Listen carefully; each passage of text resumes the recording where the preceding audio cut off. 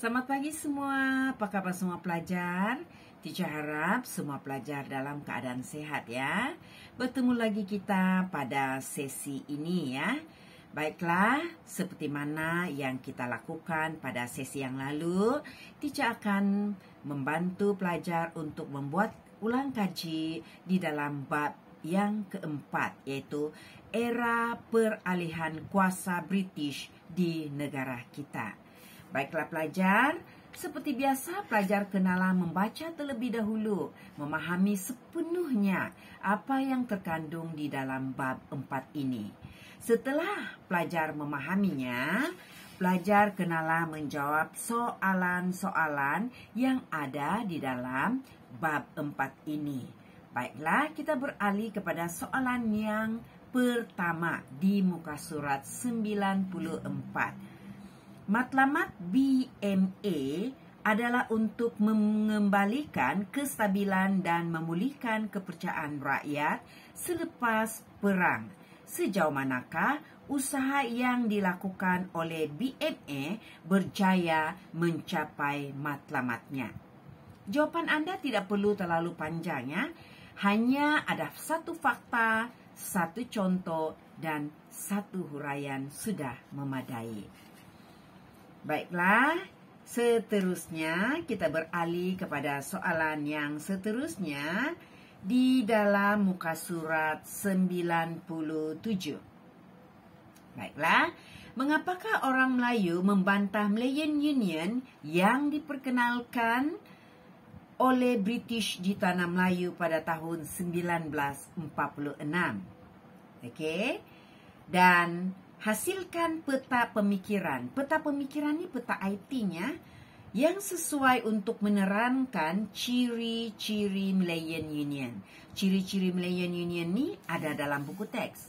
Kamu hanya buat satu peta minda ataupun peta IT. Okey. Kemudian kita beralih ke muka surat yang seterusnya, iaitu muka surat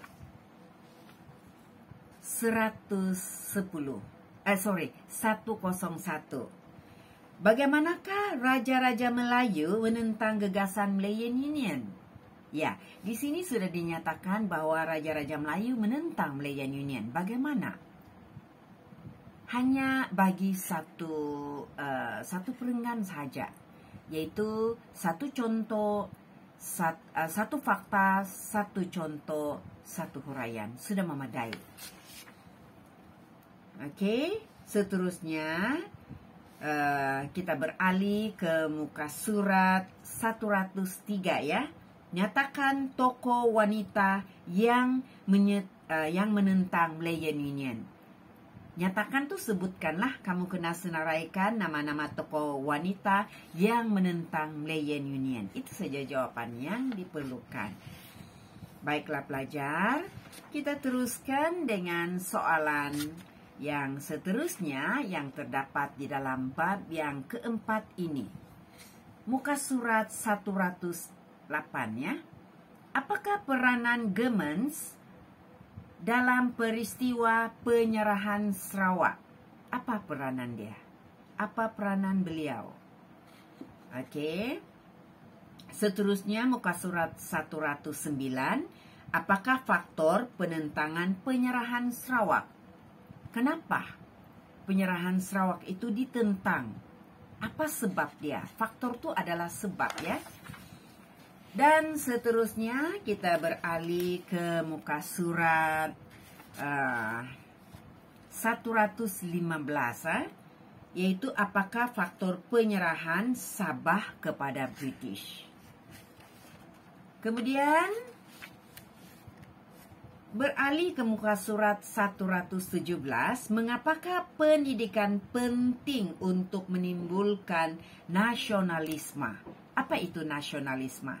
Nasionalisme itu adalah satu bentuk atau satu semangat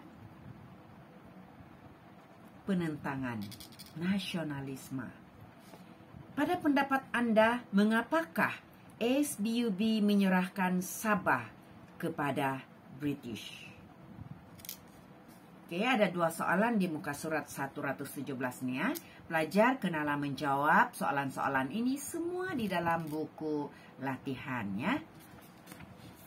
Okey, seterusnya kita pergi pada soalan di muka surat 119, iaitu pembelajaran abad ke-21. Okey, seperti biasa, murid dikehendaki memikirkan jawapan bagi soalan yang diberikan secara individu. Iaitu, murid berbincang dengan pasangan. Tidak perlu berbincang dengan pasangan sebab pelajar berseorangan kan? Boleh juga WhatsApp dengan kawan-kawan. Okey, apa yang kamu perlu lakukan berdasarkan gambar di atas, jawab soalan berikut. Bandingkan sebab penentangan penduduk tempatan terhadap British di Tanah Melayu di Sarawak yang kedua. Dan sejauh manakah strategi yang digunakan oleh penduduk tempatan di A1 dan di A2 berjaya mencapai matlamat perjuangan mereka? Okey. Sebagai generasi muda, syorkan usaha untuk mewujudkan sebuah pentadbiran negara yang stabil pada masa akan datang. Okey. Kita beralih ke muka surat 120. Pelajar dikehendaki menjawab soalan ini ya, yang secara berkumpulan tu kamu tukarkan secara individu dan jawab soalan nombor 2 sahaja. Iaitu, murid perlu mencari maklumat tentang perkara yang berikut untuk menulis skrip drama. Sebab penduduk Sarawak menentang penyerahan Sarawak, cara penduduk Sarawak menentang penyerahan Sarawak, dan peristiwa sungkit berdarah di Sibu Sarawak. Seterusnya, di muka surat 121, adalah soalan objektif. Jadi pelajar kena menjawab 3 soalan sahaja ya. Jadi perlu atau tidak tulis soalannya? Tidak perlu. Tulis jawapannya sahaja. Okey. Nah, kita beralih kepada pemahaman dan pemikiran kritis. Baiklah. Jawab soalan 4, soalan 5 dan soalan 6. Okey, itu saja untuk aktiviti pada sesi PDBR kali ini. Kita berjumpa lagi pada sesi PDBR yang akan datang. Okey, bye-bye.